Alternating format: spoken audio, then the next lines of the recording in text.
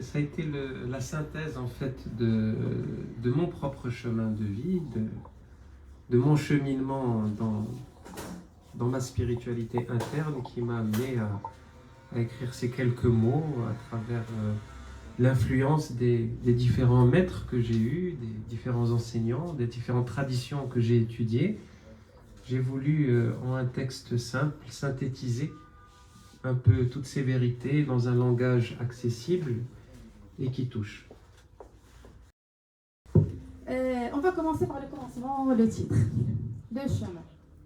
Certes, tu veux dire que le chemin de tout un chacun, mais en même temps, ça constitue le chemin vers une nouvelle humanité. Et tu dis dans le livre que tu prônes un nouveau modèle de l'humanité. Moundir, comment tu vois la nouvelle humanité? Ça commence bien.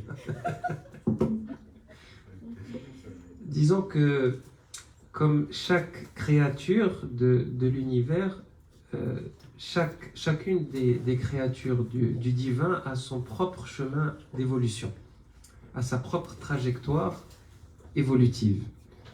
Et j'ai compris ça assez tôt et je me suis amusé à observer les civilisations humaines.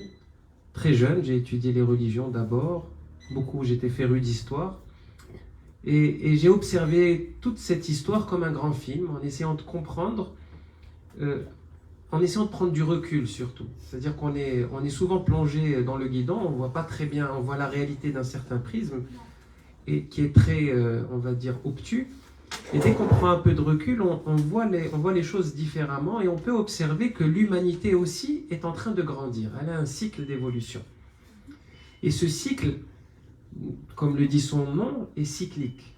Il y a eu plusieurs civilisations, des très anciennes, c'est un sujet auquel je me suis intéressé aussi très jeune.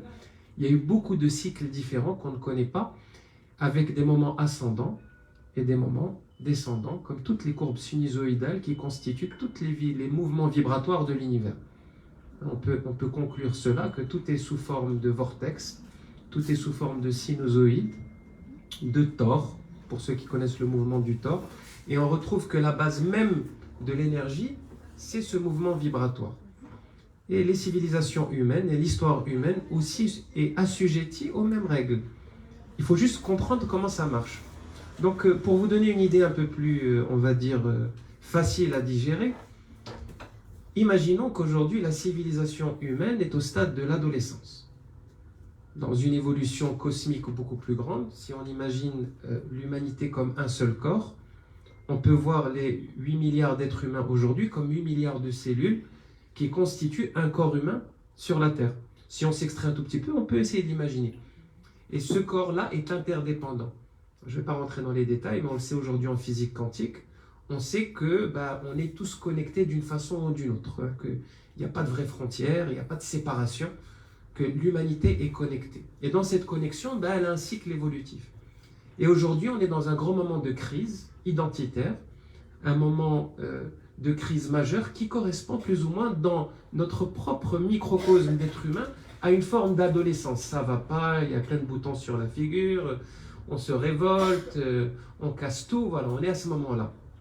Mais dans son évolution, cette nouvelle humanité, dont je parle dans le livre, elle est, on va dire, elle a aussi une direction qui va vers plus de sagesse, plus d'organisation, plus de pureté, plus de responsabilité, plus de respect.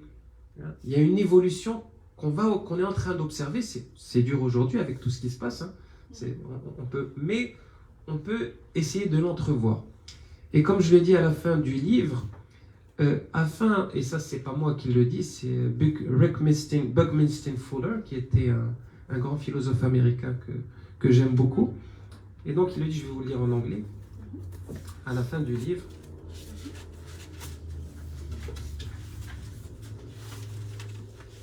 Monsieur Buckminster Fuller dit « You never change things by fighting the existing reality. To change something, build a new model that makes the existing model obsolete. » Tu ne changeras jamais le monde en luttant contre la réalité existante et prédominante. Pour changer le monde, il faut construire un nouveau modèle qui rendra le modèle prédominant obsolète. 205. Donc ça veut dire que ce nouveau modèle que j'essaie de décrire, que je prône, si vous voulez, sa qualité première, c'est pas de se battre ou de réfuter, c'est juste de montrer une nouvelle voie, un nouveau chemin qui facilement nous démontre que ces vérités anciennes dans lesquelles nous sommes toujours, on va dire, ancrés, on le voit bien aujourd'hui, hein, qui amènent l'humanité face au crash total, hein, que ce soit écologique, en termes de gestion des ressources, en termes de gestion générale de tout. On voit qu'on va droit dans le mur, donc c'est pas difficile de démonter. On voit bien que ce modèle n'est pas durable, d'où le mot développement durable qui est très à la mode aujourd'hui. Parce que si on parle de développement, il faut penser aux enfants, aux petits-enfants. C'est assez logique quand même. Mais ça ne l'était pas, hein, pendant très longtemps. Il n'y avait aucune notion de cela. En fait, ce nouveau modèle, simplement, montre que ces anciennes vérités dans lesquelles nous sommes ancrés, comme la vérité de la séparation, dans laquelle on vit, de la compétition, de la force du plus fort, la force du meilleur, hein, on voit bien que ces vérités-là dans lesquelles on a été éduqués nous mènent droit au mur. Et si je prends celle-là, qui est très simple, qui est la loi du plus fort, hein, on est dans un système de compétition, qu'on le veuille ou pas, depuis la naissance, on est entraîné. Qui a la meilleure note, qui est le plus grand, qui est le plus riche. Il y a toujours un élément de comparaison par rapport aux autres. Et ça crée quoi? Ça crée un modèle de séparation. On a l'impression qu'on est séparé du reste du monde. Et on le sait aujourd'hui, c'est pas moi qui le dis, c'est la science, que rien n'est séparé si vous voulez, les phénomènes ne sont pas séparés entre eux. Tous les phénomènes réagissent en interdépendance et en interconnexion. On le voit dans la nature, que tous les insectes participent, par exemple, si on prend ce qui se passe en dessous un arbre, vous allez voir que tout l'écosystème va fonctionner ensemble dans une notion de collaboration. Pas de lutte. Il n'y a pas de lutte. Il y a une collaboration. Il y a du respect et de la collaboration. Les feuilles tombent sur le sol, se dégradent, il y a les vers de terre qui font leur travail, les insectes qui déplacent aussi certains nutriments, les champignons en dessous, le monde mycélien qui fait son travail et qui connecte aussi. Tout se recycle, tout bouge, tout est en interaction, en interpénétration.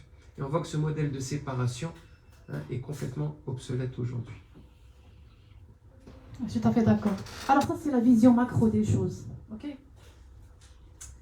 Bien sûr, pour arriver à cette nouvelle humanité, comme tu dis, comme tu l'as décrit, il nous faudra des êtres humains qui prennent le chemin avec un grand C, au sérieux. Et d'ailleurs, c'est ça l'objectif du livre, n'est-ce pas? À ton avis, c'est une question un peu bizarre, mais je me permets de la poser. À ton avis, est-ce qu'il suffit qu'il y ait un petit nombre qui y arrive, si j'ose dire? C'est quoi ta vision par rapport à l'objectif du livre? Qu'est-ce que tu cherches in fine? Est-ce que le nombre pour toi est important? Tu comprends ma question? Pour moi, il n'y a rien qui est important. C'est-à-dire, les choses se font telles qu'elles doivent se faire. L'important, c'est un concept mental que l'être humain a créé comme plein d'autres. Il y a la vie, voilà. C'est tout ce que je constate. Et la vie, elle se déploie. Et j'essaye de participer à ce mouvement de déploiement de la vie à travers moi, déjà, mon corps, ma tête, mon mental, mon âme, en tout cas tout ce qui m'est donné. Donc, et quand je parle du chemin, je parle du chemin de chacun. Et je parle surtout de votre chemin. Je ne parle pas du mien dans le livre. Parce que ce chemin, il existe pour chacun d'entre vous. Chacun est sur son chemin. Oui ou non? Oui. Qu'on le veuille ou pas. Alors, il y a les somnambulants. Les somnolents, les somnambulants, on va dire ceux, ou les endormis, ça dépend comment vous voulez les appeler, qui eux pensent qu'ils ne sont pas sur le chemin, mais même quand ils dorment, ils sont sur leur chemin. D'endormissement, de somnambulisme, de bêtises, c'est un chemin. C'est un chemin aussi, que je respecte d'ailleurs, comme tous les chemins. Et en fait, la conscience du chemin va juste vous permettre d'être avec conscience, de rentrer plus sur les rails, de suivre plus vos petits pointillés. Comme chaque route, on sait que quand vous conduisez la nuit sur un chemin, vous essayez de faire attention aux petits pointillés qui est sur la route, parce que sinon, ça fait mal. On peut sortir du chemin. Et quand on sort du chemin, généralement, on en paye certaines conséquences. Mais on revient toujours sur le chemin. C'est quoi l'intelligence? C'est de suivre le chemin avec conscience. Et ce chemin, c'est à vous de le trouver. Moi, je ne suis pas là pour vous dire quel est votre chemin. Je n'ai aucune prétention de connaître votre chemin. Tout ce que je sais, c'est qu'il existe. Et donc, dans ce livre, je réponds aux questions des personnes qui m'ont interpellé. Ce ne sont pas mes questions à moi. C'est des questions qu'on m'a posées durant mes séances d'enseignement. Et ce ne sont pas des questions que j'ai choisies ou de questions sur lesquelles, on va dire, j'ai préparé une réponse. Donc ce livre, en fait, est une compilation des grandes questions existentielles de monsieur et madame tout le monde qui se posent aujourd'hui certaines questions dont ils ne trouvent plus la réponse. Pourquoi? Parce que, encore une fois, les modèles existants aujourd'hui, philosophiques et religieux, je dis ont très souvent, parce que je ne vais pas rentrer dans le débat, sont très souvent, non, je vais répéter ma phrase, pour pas que je dise de bêtises. Les modèles philosophiques et religieux aujourd'hui ont du mal à se mettre à jour, parce qu'ils sont ancrés dans un temps que l'humanité a connu, sachant qu'il y a eu beaucoup de chemins depuis. Et dans ce monde moderne où tout va très vite, et on se pose certaines questions d'une façon différente de l'époque, on a du mal à trouver les bonnes réponses. Et donc, ce que j'ai essayé de faire dans ce livre, c'est d'apporter des réponses de façon différente, décontractée et adaptée aux problématiques de l'Homo sapiens moderne. Parce que les problématiques d'aujourd'hui ne sont pas les problématiques d'hier.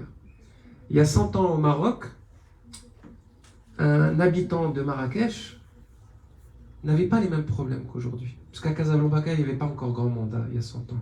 Il y avait très peu d'habitants à Casablanca. 100 ans, c'est pas loin. Hein? Il y a 100 ans, un Marocain se levait le matin, il n'y avait même pas de journaux, presque pas. Et puis, il allait voir ses animaux, et puis il allait faire un tour avec ses copains à la place du village, à raconter des histoires, et le soir, se réunir autour d'un feu, et la vie recommençait le lendemain de la même façon, à 99,9% des fois. C'était la vie d'avant. C'était il n'y a pas si longtemps. Donc, les réponses de ce temps-là, elles ont tenu pendant un certain temps. Et aujourd'hui, le Marocain de tous les jours n'a plus du tout les mêmes problématiques. Il se lève le matin, il y a son téléphone qui s'allume, avec des milliers d'informations qui déferlent sur sa petite rétine matinale, avec cette nouvelle forme de gymnastique matinale, à scroller sur le téléphone. Et puis, il se retrouve dans les embouteillages, avec des gens qui l'appellent et qui l'insultent. Il se retrouve confronté à un environnement qui est très toxique, et donc, on ne peut pas lui répondre de la même façon. Vous êtes d'accord ou pas? Donc, c'est cela un peu mon travail, c'est juste d'amener des éclairages qui peuvent être utiles, parce qu'à la fin, moi, si vous voulez, mon objectif, c'est juste d'être pratique et pragmatique. J'aime pas perdre d'abord mon temps à moi, parce que je suis un entrepreneur, c'est quelque chose que j'ai appris jeune, mon temps est précieux, et j'aime pas perdre le temps des gens aussi. Donc s'il y a des problèmes, j'aime bien les régler. Et pas passer 2 heures à tourner autour du pot, à dire « Ah, tu as un problème. Il est sympa ton problème. Tu as vu comment il est gros ton problème ?» Et la personne ressort de son stage de développement personnel juste avec la conscience que son problème est encore plus grand que ce qu'elle pensait. Et avec aucune solution. Moi, c'est pas ça qui m'intéresse. Donc, généralement, je suis très content quand je vois les gens une seule fois. Et sachant, le moins ils ont besoin de moi, le plus je suis content. Et donc, en fait, ce côté un peu cash, c'est ce que je partage aussi dans le livre, parce que le langage est oral. Je réponds à des questions, j'utilise même des gros mots quelquefois, pour traiter de sujets importants, parce que c'est le langage actuel. Il faut essayer d'impacter le lecteur et la compréhension de certains sujets. Oui, tu as un grand problème. Alors, une question qui peut paraître un peu drôle. J'étais en train de regarder et regardez le sommaire, les composantes du livre. Donc, il y a, comme vous allez le voir, il est constitué de 5 sections. Et je comprends que, quelque part, ça représente 5 piliers, en quelque sorte. Alors, ces 5 sections sont la conscience, le corps, le choix, le chemin et l'élévation.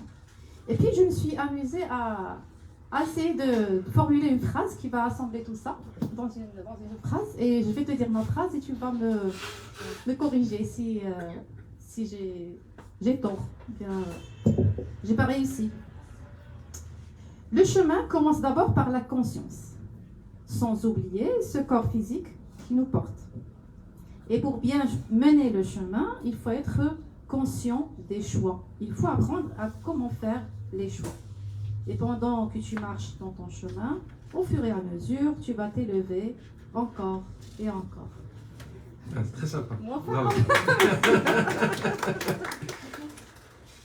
Alors ma question est, pourquoi tu as consacré toute une section pour... Ça me paraît un peu bizarre, c'est vrai que c'est très important, mais consacrer toute une section pour le choix, ça veut dire que ça a de l'importance. Quelle place occupe le choix dans le chemin? Et pourquoi le titre, le choix? En fait, docteur Esma, si je prends ta personne et ton persona, un personnage, ça vient du mot français masque, étymologiquement. Donc ton masque actuel, il est le fruit, il est un ruissellement de tous les choix que tu as fait depuis ta naissance. Oui ou non? Donc tu as été confronté à une multitude de choix, des choix auxquels tu pensais que tu n'avais pas le choix, et d'autres où tu pensais que tu l'avais, mais peu importe. La conclusion, c'est que si tu es là en train de discuter avec moi aujourd'hui, c'est le fruit de tous les choix que tu as eus dans le passé, de ta propre vie. Donc on voit quand même l'importance que le choix a. Une vie peut basculer d'une direction à l'autre par l'intermédiaire d'un seul petit choix. Ou un grand, comme un mariage. Un choix de carrière. Ouais, c'est vrai. Discussion, et puis papa m'a dit d'être médecin, et puis je suis médecin. Et à 50 ans, je fais une dépression, je me dis putain, pourquoi je suis médecin? J'ai fait ce choix. Et en fait, il y a les petits choix, il y a les grands choix, mais pour moi, il n'y a pas de petits et de grands choix. Il y a des choix. Et en fait, ces choix-là, c'est ce qui constitue ce qu'on pense que l'on est. C'est notre identité. C'est cette accumulation de choix crée votre identité aujourd'hui. Parce qu'elles ont permis à vos sens d'interagir d'une certaine façon avec une réalité et un chemin que vous avez choisi. Parce que ce ruissellement de choix, il a créé votre chemin, votre propre courbe. Vous pourrez la dessiner. C'est très sympa d'ailleurs si vous pouvez dessiner la courbe de notre vie, avec tous ces échecs, et, toutes ces errances et tous ces choix. À la fin, ça fait un beau dessin. Ce dessin, c'est ce que vous pensez être. C'est ce que vous appelez votre identité. C'est pour ça que le choix est très important. Mais le travail que je propose et la réflexion que je propose, elle est très différente parce qu'elle va du principe que tous ces choix-là ne forment que l'illusion de ce que vous pensez être. Parce que ce que vous êtes réellement, au plus profond de vous-même, est indépendante de tous ces choix-là. C'est la source de votre vraie personne.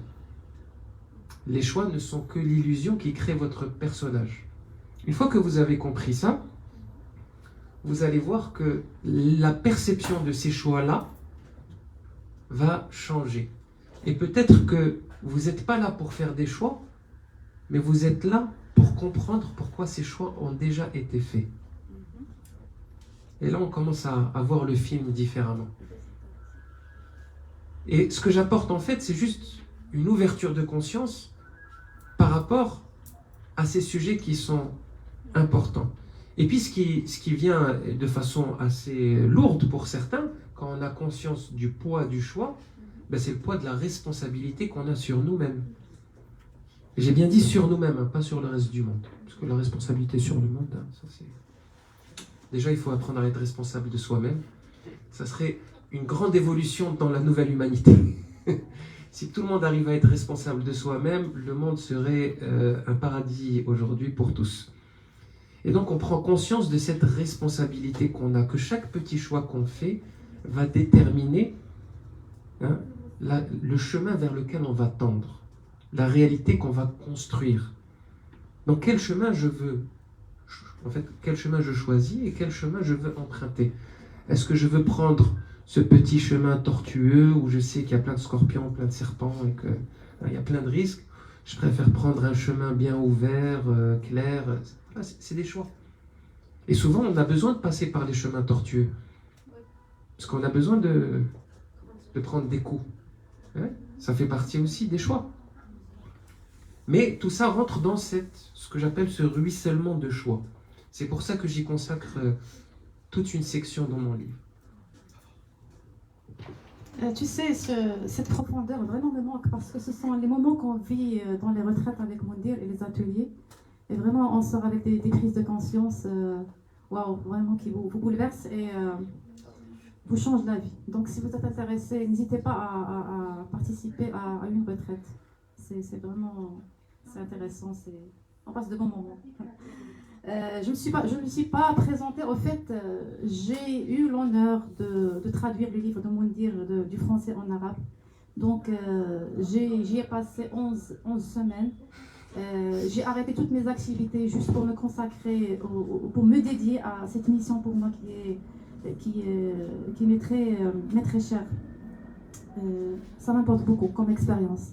Et je croyais avoir travaillé sur le livre, mais au fait, c'était le livre qui travaillait sur moi. Mais vraiment, pour moi, c'était un voyage interne qui m'a bouleversée. Alhamdoulilah, je me sens chanceuse d'avoir cette opportunité. Et c'est pour ça que j'y crois. Donc, je vais vous lire en parlant de choix, bien évidemment, je vais vous lire un petit extrait du chapitre qui s'intitule, alors c'est la page 117. Comment être dans l'action parfaite, action ou inaction. Pour moi, c'est le chapitre le plus compliqué à assimiler, à mettre en pratique dans sa vie. C'est le dernier paragraphe. En lâchant prise, plus on va déverrouiller et laisser l'énergie circuler, plus l'énergie va nous mener vers l'action parfaite. On va être dirigé vers l'action telle qu'elle doit être, en accord avec les principes de la sagesse, de la compassion et de la justesse. C'est une action qui est entreprise de manière désintéressée, sans attachement aux fruits de l'acte, et qui voudrait aussi réduire la souffrance, promouvoir le bien-être des autres et cultiver une compréhension plus profonde de la réalité. L'action parfaite est basée sur la pleine conscience, la bienveillance et la compréhension de l'interdépendance de toutes choses. C'est à lire et à relire, c'est très intéressant. Alors Moundir, pour moi, en fait, parmi tous les chapitres du livre, là, c'est pas grave, c'est une petite pause. Pour moi, les plus... On enchaîne. C'est aussi un choix qu'on fait. On fait le choix de s'accrocher à tous ces poids-là. La société, les traditions, souvent on confond tradition et religion, et on se retrouve avec des choses qui n'ont ni queue ni tête et qu'on nous dit que c'est un certain bon Dieu qui nous demande de le faire, sans trouver aucune trace. Ce sont les traditions. Les traditions se répètent, comme la bêtise se répète souvent, de génération en génération, sans remettre en question le bien fondé même. Les habitudes de vie, les habitudes alimentaires, on peut manger n'importe quoi pendant 10 générations, on va continuer à manger n'importe quoi en pensant que c'est bien. Et donc on va s'accrocher à plein de préceptes, de concepts, de vérités, de croyances qui vont former ce gros sac de nœuds dont je parle dans le chapitre. Et ce sac de nœuds, on s'y accroche comme à des sacs poubelles. Voilà. Et surtout, tu ne touches pas à mes sacs poubelles. Mes nœuds, c'est mes nœuds. Hein. Mes poubelles, c'est les miennes. Hein. Fais gaffe. Hein. Attention, tu gardes tes poubelles, je garde les miennes. Hein. Souvent, c'est comme ça. Et donc, on rentre dans les conflits. Hein. On voit bien ça dans les plateaux télé, chacun avec son gros sac poubelle, qui pensent détenir la vérité. Je vous rassure, il y a autant d'êtres humains que de vérités sur Terre. On règle vite le problème. Donc on rentre dans des grands débats politiques ou religieux où chacun des protagonistes pense qu'il détient vraiment la vérité. C'est très beau à voir, mais c'est le monde dans lequel nous vivons aujourd'hui.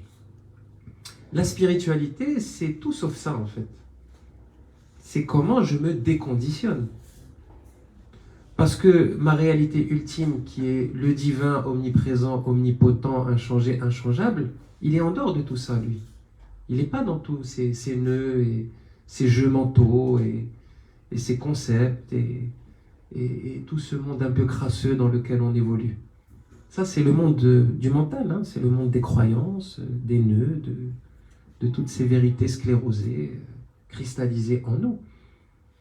Et donc, il faut faire un peu de ménage dans tout ça. Oui ou non? Alors, je le dis souvent, je dis souvent comment, c'est pas juste pour les musulmans, c'est pour tout, on va dire tous les gens religieux. Et comment est-ce que vous pouvez accepter, et je dirais ça aux musulmans d'abord, est-ce que vous accepteriez de prier dans une mosquée qui est pleine de poubelles? On va dire, mais non, c'est impossible, c'est la maison de Dieu, c'est inconcevable, il faut que tout soit propre, nickel. Et pourquoi tu laisses autant de saleté à l'intérieur de toi? Pourquoi est-ce que tu ne prends pas soin de faire le ménage à l'intérieur? Et la plupart des gens ne se posent jamais cette question. On fait le ménage dans la mosquée, mais on ne veut pas faire le ménage dans le premier temple de Dieu, qui n'est pas la mosquée.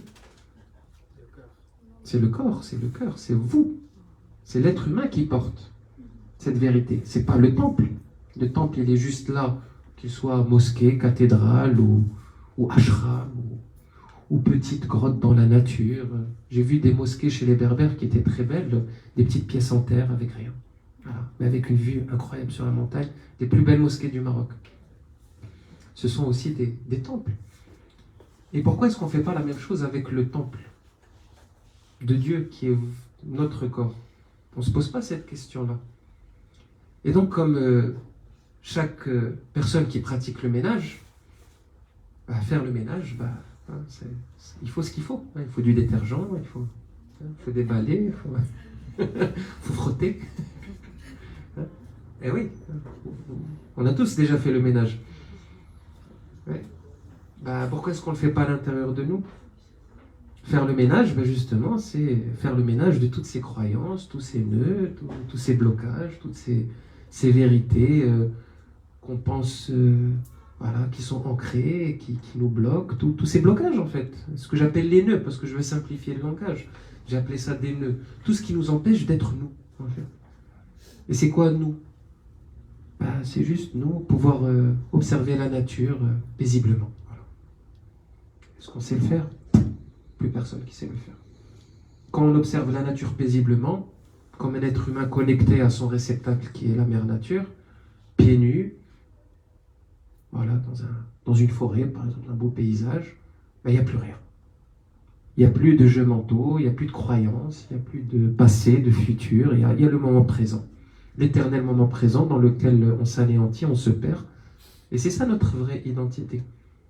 C'est pas tous ces jeux, toutes ces croyances. Et ce déconditionnement, c'est quelque part le chemin le plus difficile, quand tu dis ces chapitres difficiles, parce que c'est le chemin le plus difficile. Et la plupart des êtres humains, ils préfèrent tourner autour en disant « Oh là là, tu as vu tous les nœuds ?» Il y en a pas mal quand même. Il faut lire tel texte et tel... Et puis on s'y attaque jamais. Parce que ça fait mal. Oui, quand une pièce elle est très sale, il faut frotter très fort. C'est pareil, c'est des règles de la nature. Quand votre cœur il est très sale, il faut y aller aussi. Faut y aller, faut décaper. Et souvent, ça donne lieu à des expériences qui ne sont pas très agréables. C'est comme votre foie. Vous savez, le foie, c'est le filtre du corps. Pour ceux qui ont fait un peu de naturopathie et qui s'intéressent à leur corps, quand le foie détoxe, c'est pas agréable. Ça donne des effets secondaires, ça donne des effets indésirables. On ne se sent pas bien, etc. Mais c'est nécessaire. Voilà. Il faut faire la même chose à l'intérieur de soi. Tout à l'heure, avant de venir, j'étais en train de, dans la cuisine, éplucher un oignon. Il y a une oignon, c'est féminin ou masculin? Un oignon, ok. Et je me suis souvenue du passage où il parle d'oignon. Alors, moi, dire, il assimile en fait, hein, il assimile l'être humain à un oignon. Voilà. Mais je ne vais pas vous dire. Ah, oui, que j'ai fait ça moi. T'as oublié? Oui, j'ai oublié. J'ai pas pris l'extrait, malheureusement. Je vous laisse découvrir qu'est-ce qu'il dit sur l'oignon. C'était à propos des. Je parlais des couches. Voilà.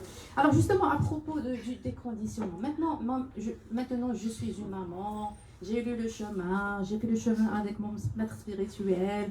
Voilà, j'ai fait pas mal j'ai avancé, je crois. Bon, c'est mon ego qui dit ça. Et j'ai un enfant et j'aimerais le protéger parce que maintenant je comprends tout. Je comprends le conditionnement et je ne veux pas que mon enfant refasse la même expérience. Et du coup, je vais essayer de le protéger. Je vais faire le homeschooling, je vais sélectionner ses amis, je vais sélectionner ce qu'il regarde. Vous voyez? Est-ce que c'est ce qui est demandé? Parce que tu dis dans le livre que on est conditionné, on passe un beau moment, des années de notre vie. D'abord, je demande rien du tout. Très important. Ce que tu proposes. Je propose aussi rien du tout. Je partage. Il n'y a aucune proposition dans mon livre. Je ne propose rien. Je ne fais que partager un spectre, une ouverture de conscience par rapport à des grands sujets qu'on a du mal à traiter.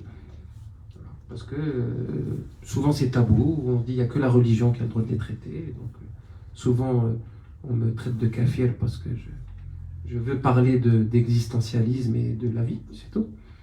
Mais en fait, je propose rien. Et surtout pas, en fait, de penser qu'en lisant mon livre, tu vas comprendre quelque chose. Si tu penses que tu as compris quelque chose, c'est que tu n'as rien compris. C'est pas le but.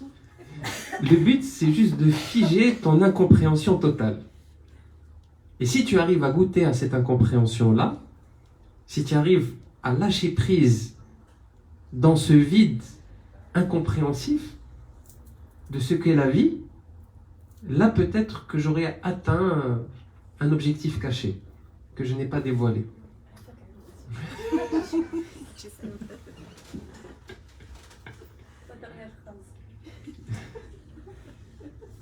Tu sais, je suis inspiré, je ne sais plus ce que j'ai dit.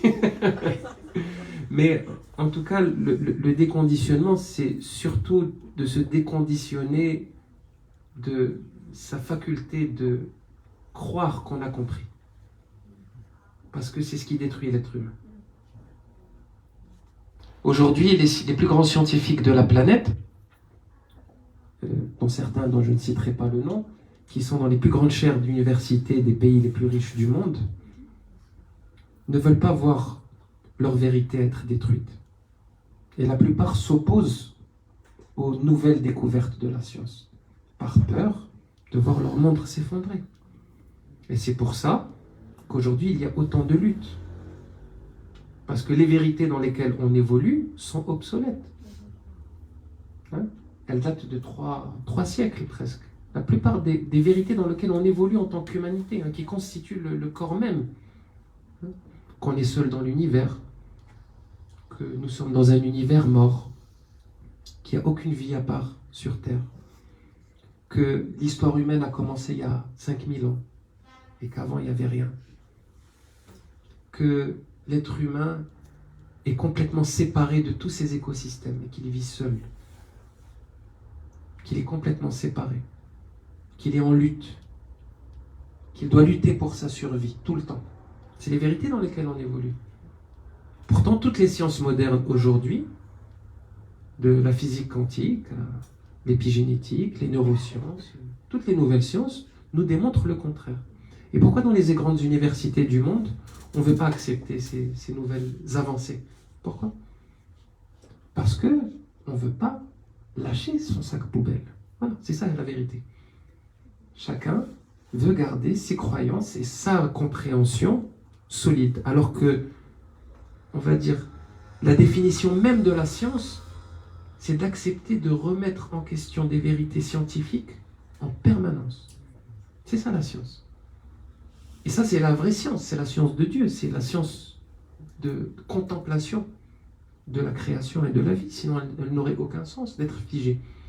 Et c'est pour ça qu'on observe cet ancien monde, ces résistances, hein, qui tiennent, et qui ne veulent pas laisser ces nouvelles vérités, qui elles-mêmes vont être démontées après. Ça fait partie de la loi de l'évolution, ça fait partie de la vie. Merci, je ne vais pas répondre à la question. je plaisante. J'aimerais aborder une loi que je trouve très forte, que tu as abordée dans le livre. C'est la loi de l'observateur. Et là, c'est juste un témoignage personnel. Comment cette loi peut changer ta vie. Là, il s'agit d'apprendre à observer, contempler, sans juger. Observer les comportements des autres, observer les événements de la vie, s'observer, mais ne se dire rien, juste regarder. Mais vraiment, ça permet un recul par rapport à ce qu'on vit et par rapport aussi à notre vision de notre vie. Et vraiment, ça change tout. Et quand comme il dit d'ailleurs, l'exemple Zouine, quand tu as le nez dans l'écran, tu ne peux pas voir clair quand tu as l'écran comme ça. Donc, cette loi d'observateur permet de faire le recul et de regarder un peu. C'est comme si tu fais un zoom out. Et là, j'ai remarqué, parce que des fois, j'oublie. Moi aussi, je m'emporte avec les vagues de la vie et tout, le courant de la vie. Et des fois, je me dis, ah tiens, il suffit d'observer. Donc, je fais hop, hop, hop, hop, je reviens en arrière, et puis j'observe. Et puis, tout ça commence à, comment dirais-je, se mettre dans l'ordre. Se nettoyer, s'organiser. Mais vraiment, c'est fort comme loi. Ça, c'était juste un témoignage. Si tu veux ajouter quelque chose. Non, en fait, ce qui est intéressant, c'est de voir aujourd'hui à quel point on commence à prendre conscience de notre pouvoir de création. Il a toujours été là, parce que l'être humain n'a fait que créer.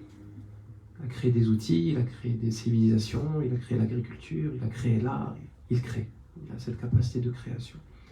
Mais aujourd'hui, on prend conscience encore plus de ce pouvoir au niveau de la matière elle-même. C'est-à-dire, on sait aujourd'hui que là où se pose la conscience, le regard, donc la conscience indirectement, la matière va réagir d'une certaine façon. À travers les électrons qui constituent les atomes, on va voir que le mouvement vibratoire du monde atomique est conditionné par l'observation. Et ça, c'est assez extraordinaire. Et si on va un peu plus loin, c'est-à-dire que votre corps lui-même, la vibration de votre corps, va conditionner les espaces dans lesquels vous circulez.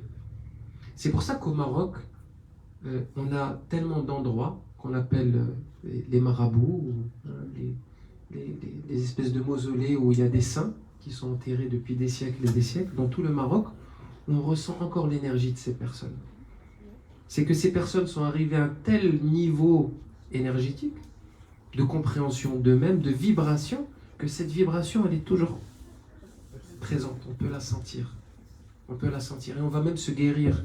On va aller chercher dans telle montagne, tel endroit, que tel saint, il a toujours guéri telle maladie, etc. C'est incroyable.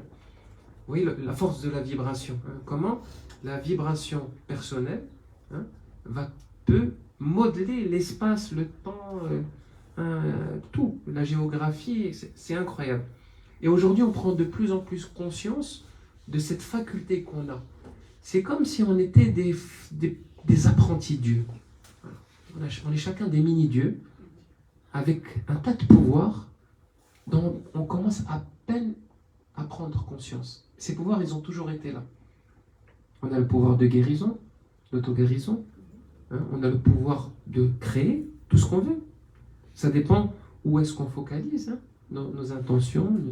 Les grands entrepreneurs peuvent nous en parler. On a le pouvoir de création dans l'art. C'est assez incroyable de voir des œuvres d'art qui continuent à toucher le cœur des gens. Des millénaires après. Vous allez en Égypte antique et vous avez des fresques dans la tombe des rois. Vous rentrez, vous avez l'impression que que les hiéroglyphes bougent 5000 ans après, et ça vous touche. C'est incroyable. Hein? Comment la force créative, hein, que l'être humain a. Et aujourd'hui, justement, avec les nouvelles sciences, on commence à de mieux en mieux comprendre, appréhender ce pouvoir-là. Et ça nous donne plus de grain à moudre. C'est-à-dire on a plus de conscience, justement, de cette responsabilité qu'on a vis-à-vis du vivant, vis-à-vis des autres, vis-à-vis de nos propres états. Souvent, j'ai eu cette discussion avec les différentes compagnes que j'ai eues dans ma vie, et femmes, voilà, pour dire le mot. Ben, souvent, vous savez que dans un couple, vous avez l'autre personne qui se sent pas bien. Et puis, elle va s'isoler dans un coin où elle va rien vous dire. Et elle pense qu'en vous disant rien, vous n'êtes pas impacté. Mais on sent tout quand on est connecté. On n'a pas besoin de parler. Et l'état de l'autre nous impacte. Si l'autre est mal et en train de se morfondre, ben ça nous fait du mal. Ah non. Oui ou non? On a tous vécu ça. Mais l'autre va dire, ah moi je suis dans mon petit coin, je fais du mal à personne. Mais si tu me fais mal, c'est pas parce que tu es en train de bouder dans ton coin et tu es en train de déprimer toute seule ou tout seul. Non, tu me fais mal et tu fais mal à tout le monde d'ailleurs. Ça, c'est la responsabilité de ce qui se passe à l'intérieur de nous. Donc, on commence à mettre plus de conscience. On a cette responsabilité d'être bien, de se tenir bien, de parler bien. C'est pour ça que je dis dans la prière, le mot juste, les pensées justes, les attitudes justes. Parce que chacun de nos mots, chacune de nos pensées, chacun de nos mouvements, chacun de nos gestes va créer quelque chose. Il suffit d'un petit geste pour créer une guerre. D'un geste déplacé. De la mauvaise compréhension d'un code. On l'a vu dans l'histoire.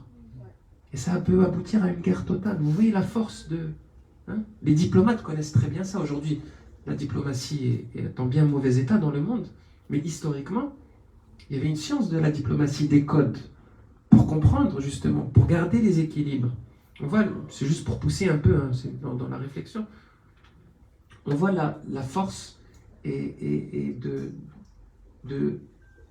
tout ce qui peut être généré à partir de nos comportements et notre attitude dans la vie. Alors, pour le livre, ce que j'aime le plus, c'est que tu ne vas pas t'ennuyer. Pourquoi? Parce que tu vas trouver, voilà, il répond à une question, des fois ça fait rire, des fois c'est un choc. Des fois il raconte un conte, peut-être d'un prophète, peut-être venant de l'Inde. Des fois tu vas trouver, il y a un poème, il y a des citations qui vous laissent, voilà, penser, réfléchir. Il y a plein de choses, donc c'est ce que j'aime le plus par rapport au livre. Et en parlant de contes, je vais juste vous lire, parce qu'il y a pas mal de contes et j'ai adoré tous les contes, franchement. Il y a en particulier l'histoire de Lalla Mimouna dans le chapitre. Ça, j'en étais pas au courant, c'est la première fois que j'entends parler de Lalla Mimouna. Et vraiment, cette histoire m'avait interpellée. C'est page 170.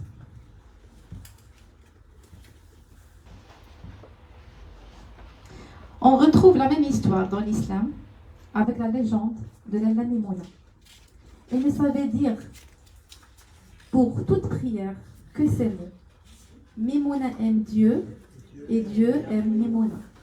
Mimouna tuhibbullah, wallahu yuhibbu Mimouna. Une prière naïve mais sincère qui vient d'un cœur plein de foi. Puis un jour, des compagnons du prophète la trouvèrent en train de prier de la sorte et la réprimandèrent.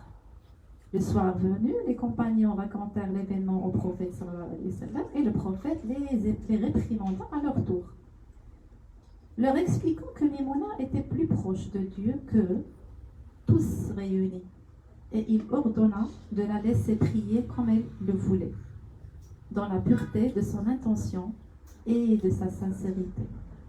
Ça m'a beaucoup touché cette histoire, et ma question, mon dire, quel rôle joue la prière dans le chemin? La prière, c'est la sincérité du cœur, c'est pas la génuflexion ou la gestuelle, ou le plus important, c'est l'intention, c'est la posture du cœur. Le cérémonial ne fait qu'accompagner. Il permet de mettre de l'ordre, de mettre voilà, un encadrement. Mais c'est le langage du cœur qui compte. C'est pas le geste lui-même. Après, on est des êtres humains, donc on a besoin de code, on a besoin de rentrer, justement, de rentrer dans des boîtes. Mais on oublie la pureté. Des pensées justes, des actes justes et des intentions justes. On pratique d'abord la base, ce qu'on appelle le chemin octuple du noble sentier, qui sont ces 8 principes qui dérivent de ces 3-4 que j'ai exposés. Puis une fois qu'on y arrive, on peut commencer à prier. Ce qui me semble plus ou moins logique chez les extrêmes orientaux, dans le yoga aussi, en Inde, dans l'histoire de l'Inde, dans le yoga ancien, on parle de yama et niyama, la relation à soi-même et la relation aux autres, avant de rentrer dans la pratique du yoga. Donc la pratique le yoga, c'est beaucoup plus lourd que l'islam. Dans le yoga, c'est beaucoup de pratiques et de gestuels et de méditation et de choses. Mais d'abord, on doit avoir un comportement pur par rapport à nous-mêmes et pur par rapport aux autres. Et puis après, la prière, la pratique en tout cas, spirituelle, elle fait du sens. Et donc souvent, cela, on a tendance à l'oublier. Que la prière est l'apanage d'un cœur pur. Sinon, elle n'a aucune utilité. Tout à fait. Moi, si je dois résumer ton message à travers tout le livre, ce serait plutôt, je crois, cette citation.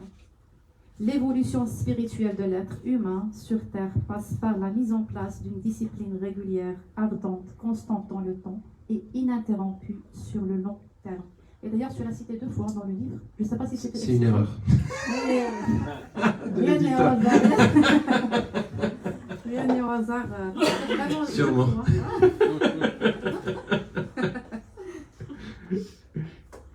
Alors, est-ce que tu peux nous proposer, par exemple...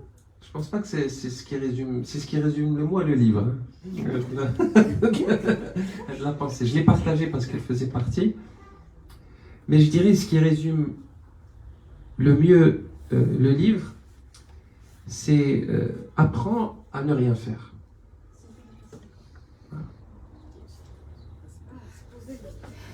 Voilà. Ce serait pour résumer mon livre. Ok, apprends à ne rien faire. Moindre effort. Est-ce que tu peux nous proposer un petit programme qui soit pragmatique à appliquer tous les jours? Tous les jours. Ah oui. Alors, vous êtes intéressé à avoir une proposition? Ne rien faire. Hein? Apprendre à ne rien faire. Déjà, oui, c'est déjà vous poser et apprendre à ne rien faire. C'est difficile. Hein. Ah oui, c'est très très difficile. C'est atroce. Hein. Déjà. Voilà. Il faut consacrer du temps à ne rien faire. Et ne rien faire, en fait, c'est consacrer du vrai temps de qualité à soi-même. Parce qu'il n'y a plus que vous et vous. Tant que vous bougez, tant que vous faites des choses, vous vous occupez, vous êtes dans les turpitudes et les tourbillons du mental. Et de tout ce qu'il vous fait apparaître. Les livres, la télé, les gens, les amis, les sorties, tout. Ça bouge. C'est attirant. Hein. On est attiré toujours vers l'extérieur. Apprendre à ne rien faire, c'est observer l'intérieur. Et c'est ce qu'il y a de plus dur à faire. Donc, dans notre civilisation aujourd'hui, c'est apprendre à s'arrêter. Est-ce que je sais m'arrêter aujourd'hui? Est-ce que je peux m'arrêter et juste respirer, constater que j'ai un corps, que je respire, que je ressens quelque chose dans le cœur, que j'ai des émotions, que j'ai une âme, que j'ai une mission, que je n'ai rien, que je suis seul. Rentrer dans le vide. Accepter de plonger dans le vide. Accepter de plonger dans l'oubli, l'inexistence. L'annihilation de qui je suis. La disparition totale de mon identité. C'est ce qu'il y a de plus difficile à faire. Et si on faisait ça un peu tous les jours, ben, nos vies, elles changeraient. Parce que l'ego, petit à petit, prendrait moins de place. Les préoccupations du mental par rapport au passé et au futur diminueraient. Les prétentions aussi. Les projections aussi. L'insatisfaction de même. Et puis on entrerait dans une forme de sobriété, juste d'être heureux d'être là. Voilà. Vivant, présent, ici et maintenant. Oui, c'est ce que j'avais abordé comme c'est juste une parenthèse. C'est par rapport au vide. Parce que Mondi, il consacre tout un chapitre sur le vide, le silence. Vraiment, c'est très profond. Plus tu nourris, tu arrives à nourrir le vide et le silence à l'intérieur de toi. Wow. Je ne vais pas vous dire. Moi, j'ai écrit un poème sur le vide que j'ai pas. Non, il n'est pas dans le livre. Et à un moment, je dis le vide, il fait peur aux ignorants. Il leur fait très peur, le vide. Ils veulent à tout prix le fuir. Et donc, ils rentrent dans cette attirance constante vers les jeux du mental et de l'extérieur. Il occupe le savant. Parce que le savant, il se dit, mais putain, d'où vient ce vide? Et il peut consacrer toute sa vie à étudier le vide. Et le vide, il est l'ami des sages. Le sage, il aime flirter avec le vide. Et les aspirants à la vie spirituelle, eux, ils aiment bien se dissoudre dans le vide. Je ne sais pas si vous voyez la gradation.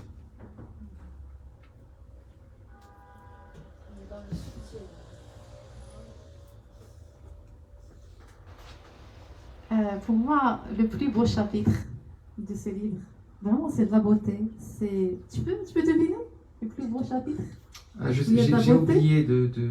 D'ailleurs, quand j'ai eu le livre, je l'ai relu. C'est très bizarre de lire le livre. Et en fait, je l'ai lu comme si je le connaissais pas. C'est très marrant pour un auteur. Je me dis quand même, il est... Ah oui, quand même. Ça va avec moi? Ouh là là. J'ai écrit ça. J'ai écrit ça, moi. Et j'étais là et j'ai fait toute une relecture du livre comme si je ne le connaissais pas. Vous l'avez écrit dans un état second. Oui, peut-être second ou peut-être primaire, hein. Qui sait. En tout cas, ouais, c'est assez drôle. Mais je ne sais pas s'il y a un chapitre qui est mieux que l'autre. Ce qui est intéressant, c'est que... Non, je ne peux pas dire le mieux, mais tu sens la beauté.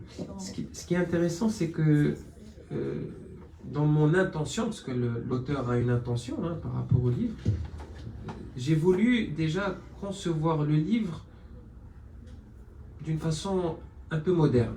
Parce qu'aujourd'hui, les romans ou les livres à l'ancienne, les jeunes, et même les plus vieux, hein, ont du mal à suivre. D'ailleurs, on le sait, aujourd'hui, le taux de concentration chez l'être humain a été divisé par 10 en 30-40 ans. Vous le savez ça. Hein. On est aujourd'hui à 4-5 secondes. Donc, il faut pouvoir captiver les gens. Alors lire la littérature française aujourd'hui, c'est beau, mais il y a peu de personnes qui accrochent parce qu'il faut un niveau de concentration qui n'existe plus, malheureusement.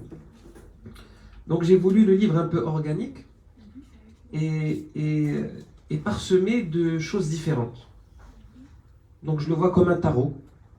En fait, on peut ouvrir le livre, tomber sur un chapitre, et puis ce chapitre, ma foi, répond à la question que vous vous posez en ce moment, ou sur une pensée. Voilà. Je peux par exemple l'ouvrir au pif. Voilà. Je suis tombé sur une pensée, et cette pensée peut m'accompagner toute la journée, afin de devenir une meilleure version de soi-même. Le plus simple est d'essayer chaque jour de faire un petit peu mieux que la veille. C'est une pensée, et cette pensée, vous pouvez y méditer toute la journée et juste poser le livre et pas lire le livre du tout. C'est possible aussi. Comme vous pouvez prendre le livre et le lire du début à la fin. Donc ça a été ça un peu mon intention, c'est que le livre soit un peu plus dynamique qui permettent d'être lus de plein de façons différentes. Ça a été ça un peu, et ça m'a été confirmé par pas mal de lecteurs à travers le monde qui ont acheté le livre. Ça s'est vérifié. Mon intention a été successful apparemment. Ça marche. Alors, en revenant à la beauté, pour moi, le chapitre que j'ai trouvé le plus beau, c'est le dernier chapitre, c'est la grâce. Oui. Et je vais vous lire juste un petit passage. Et c'est la dernière question d'ailleurs. D'accord. J'aimerais revenir à c'est la page 203. J'aimerais revenir à ce principe d'attraper et d'enfermer le sacré.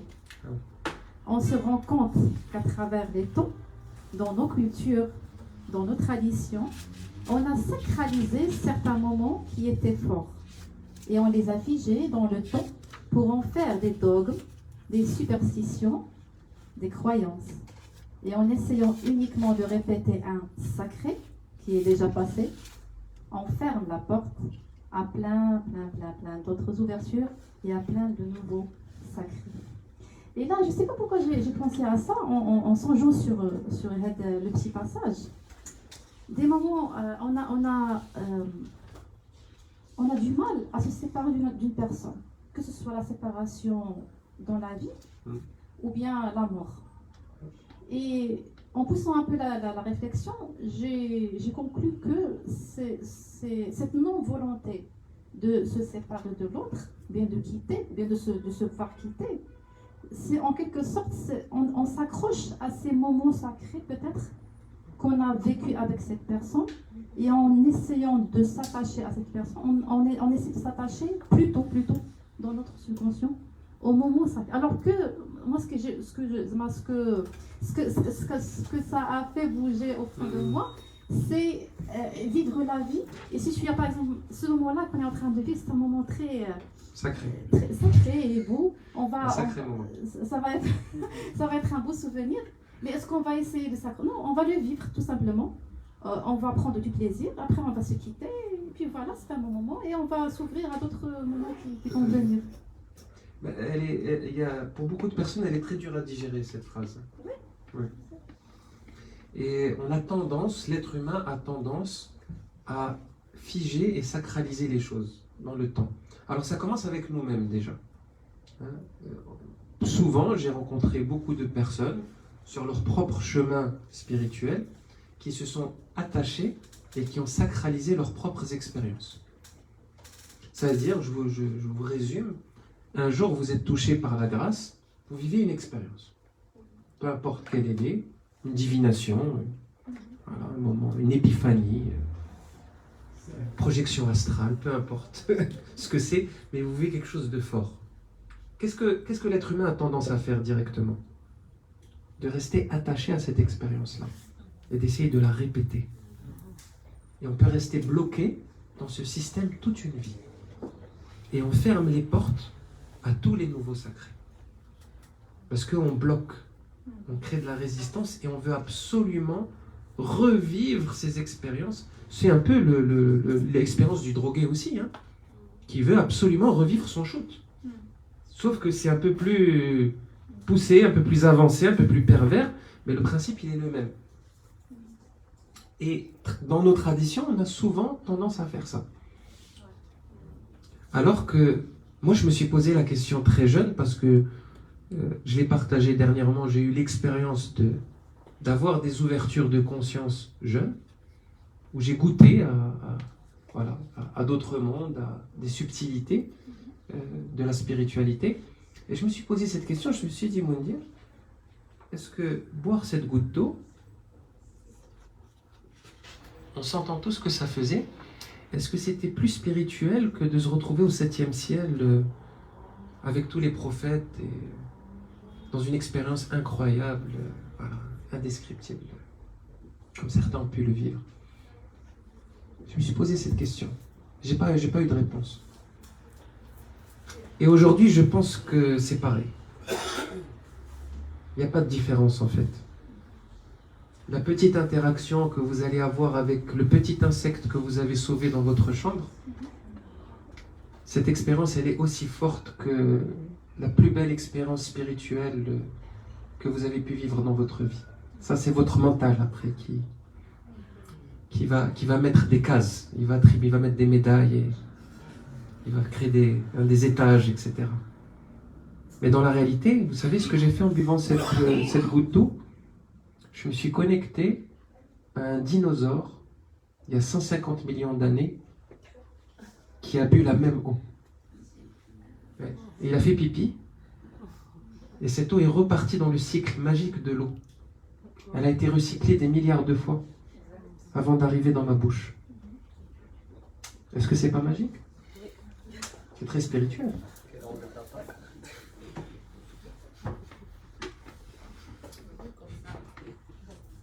Donc je comprends que ce qui est sacré, c'est ce que nous voyons nous comme sacré au final. C'est la vie qui est sacrée. Il y a pas, c'est ça, pour moi c'est ça, si tu veux, la compréhension, en tout cas en tant qu'être humain, la plus complète, peut-être la plus ouverte, je dirais même pas avancée, mais la plus ouverte, c'est de comprendre que chaque souffle, chaque mouvement, chaque rencontre, chaque parole, chaque échange, chaque émotion est sacré. Parce que nous sommes tous des temples sacrés. Donc le sacré s'expérimente à travers des sacrés moments tout le temps. Like. Alors je vais clôturer par un petit passage qui va vous parler beaucoup. J'espère que déjà que vous avez aimé l'échange. Alhamdulillah. Tout à l'heure on va ouvrir les questions-réponses. Mais avant ça je vais vous lire un passage. Ah, bien sûr, allez-y. Merci beaucoup. Merci. Vous voulez pas que je vous signe Je veux bien. quand même? C'est gentil. Ah, il est déjà signé. C'est quoi ton prénom? Ça va. Avec H? Non, sans H. Yaman. Comment? Yaman, directement. Merci beaucoup.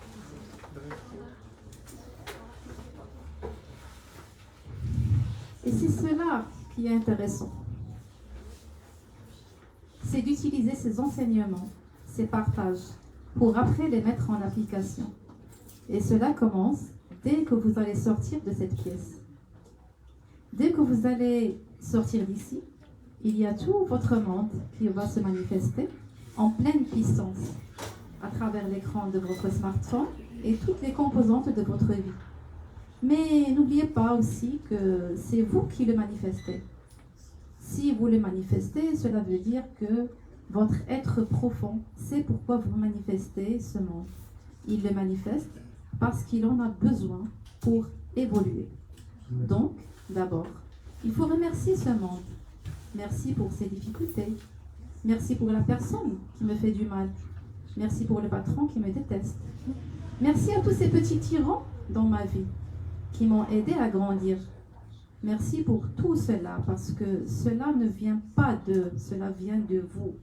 D'abord, c'est vous qui avez décidé de manifester ce monde-là autour de vous, dans le seul but de faire évoluer votre conscience. Vous voulez qu'on C'est clôture difficile à digérer. Vous voulez qu'on clôture par une prière de Ho'oponopono? Ça fait du bien? C'est pas juste ça, hein? Attends.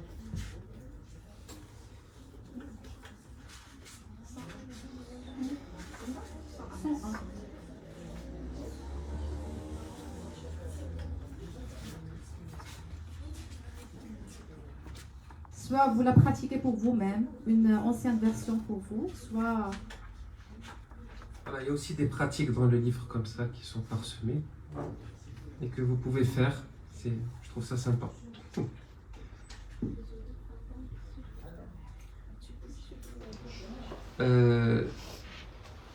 Je te laisse quand même, parce que c'est moi qui ai écrit la prière, c'est un peu prétentieux quand même.